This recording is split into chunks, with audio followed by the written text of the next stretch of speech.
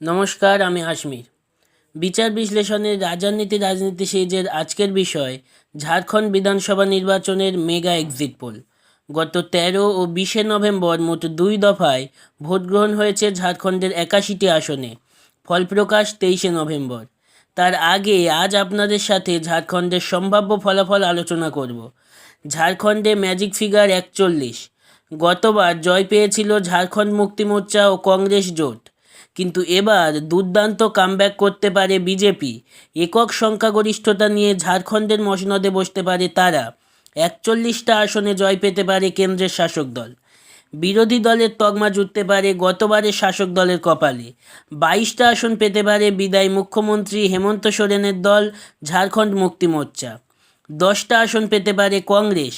5টা আসন পেতে পারে বিজেপির জোট শরিক আজসু। একটি আসন পেতে পারে কংগ্রেস ও জেএমএমের আরেক জোট শরিক আরজেডি। অবশিষ্ট 2টি আসন পেতে পারে অন্যান্যরা। এবার আপনাদের সামনে গ্রাফিক্যাল রিপ্রেজেন্টেশনটা রাখব।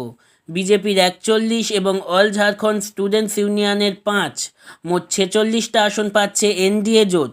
ম্যাজিক ফিগার ছাড়িয়ে অনেকটা সেফ পজিশনে পৌঁছে যেতে পারে তারা।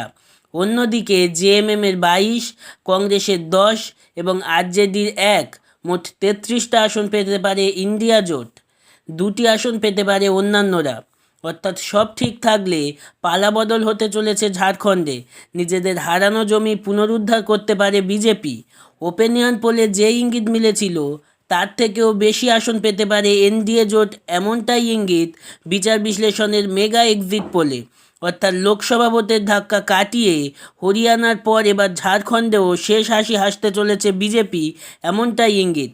আজকের মতো এই পর্যন্ত। দেখা হবে পরবর্তী ভিডিওতে। ভালো লাগলে লাইক, শেয়ার, কমেন্ট করতে ভুলবেন না। চ্যানেলে নতুন হলে চ্যানেলটা সাবস্ক্রাইব করে অল নোটিফিকেশানে ক্লিক করে দেবেন। ধন্যবাদ।